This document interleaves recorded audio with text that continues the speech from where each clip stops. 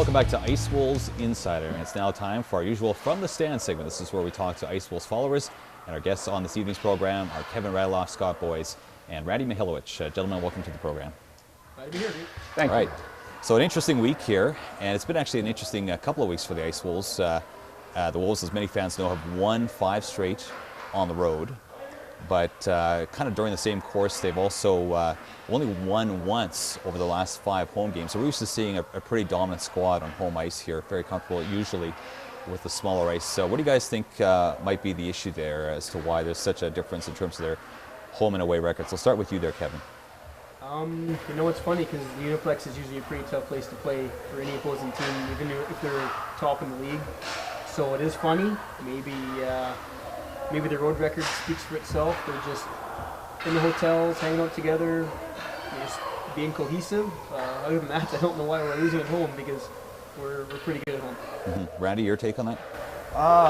Actually, I agree with Kevin a lot there. Maybe from last year, we were really good at home last year. Maybe they're feeling some pressure to press, do things that they're not normally do, sort of thing. Geez, I can't explain it, to tell you the truth. You know, that actually, maybe it's the new faces, perhaps. All the new faces. You got young guys who are used to maybe a larger ice surface, who knows. But Scott, your take on that?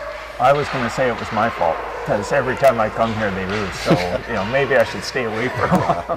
I think, if I had to really pick a technical reason why, I'd say, well, maybe this year our team is smaller and faster, and a smaller rink doesn't do us any favors.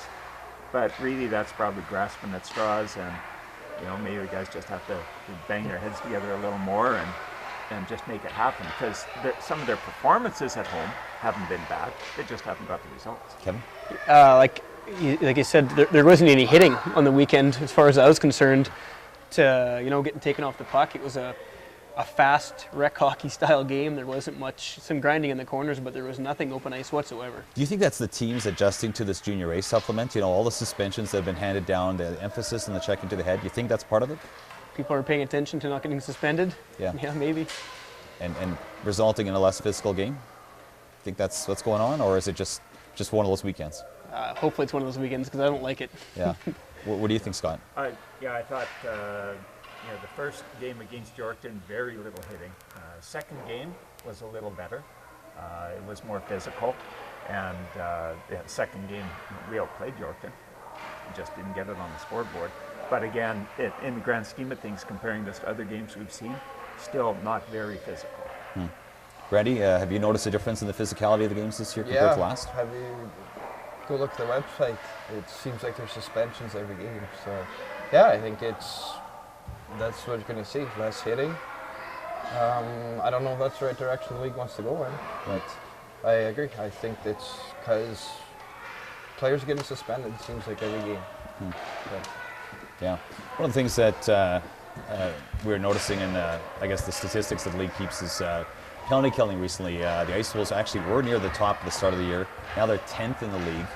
I think this past week, they let in something like 6 shorthanded goals. I don't know if you guys have noticed anything about the penalty killing, but with your take on how they've been doing in that aspect of special teams. So start with you there, Randy. Oh, tough question, Kelly. I can't put my finger on it, to be honest with you. If we're talking about the power play, them giving up a few goals, I could talk on that. But sure, go ahead. Yeah. But the reason why I think they've given up a few goals here and there on the power play is I think they got the 4 forwards out there now. They're maybe trying to move the puck a little bit too much instead of just bearing down and shooting it. But with all that talent on the ice with their power play, I think they'll be all right. Penalty kill, boy, I don't know. Like you said, last year they were phenomenal, and this year, my guess, practice more. That's all I can really say on that. Kevin, your thoughts on that? It's a lot different team. The power play or the penalty kill, you don't have the same guys in the back end this year, and I think we'd be asking a lot to be even compared to last year to start off with. But a lot of young guys, got a few 18-year-olds on the point. They just got to take time. Just like the guys that were 20 last year had to get all the time to get as good as they were, and I just think we need another season under those defense belt or get some older guys in. Yeah, Scott? That makes sense. I mean, these are new guys, and they're still adjusting. They're getting better. but it would be unrealistic to expect them to step right into the role that some of those veterans were playing last year. Now, with that said, nonetheless, rookie schmookie, should we be 10th in the league? No, it doesn't matter. You guys got to go out there and perform. But at this given moment, somebody has to be down there. Right now it's us, and hopefully we're going to improve on that. All right. Let's shift gears to this past weekend, the series with the Terriers. Unfortunately, the Ice Wolves came with a pair of losses. Anything catch your eye during those two games versus the Terriers? To start with you there, Kevin.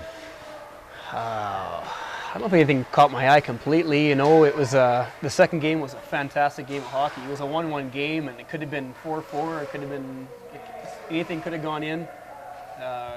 Nice to see a shootout, first one of the year I've seen, and a couple unconventional plays. Teeing one up from just over the blue line, but maybe Peters was unbeatable all weekend. Why not try something new? I don't know. I thought maybe he'd fake it. Yeah. But, give her a shot.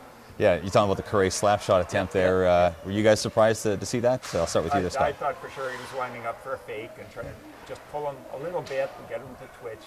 I suspect he was going 5-hole and just missed. Ready? I thought it was a good play. Yeah. I'm sure everybody in the building thought he was going to fake and deke. Yeah. If he would have scored, Yeah. we'd have been talking about how good of a goal it was. Right. So Genius. if you don't try something, Yeah. what's the point of having a shootout? Yeah. I thought it was good. Yeah. Well, I think the players, as the game went on, were getting a little spooked by their goalie, because they were coming to the bench and just, God, what are we going to do to beat this guy?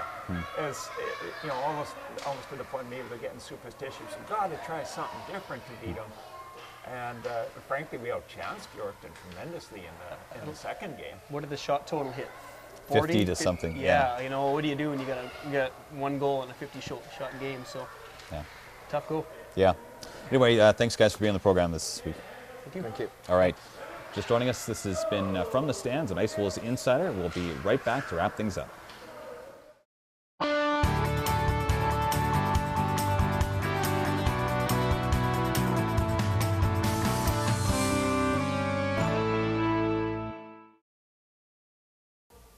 Well, that's all the time we have for this evening's edition of Ice Wolves Insider. I want to thank our special guests this evening. That would be Ice Wolves head coach Bob Beatty, as well as Ice Wolves player Skyler Hladun and Marc-Andre Carre.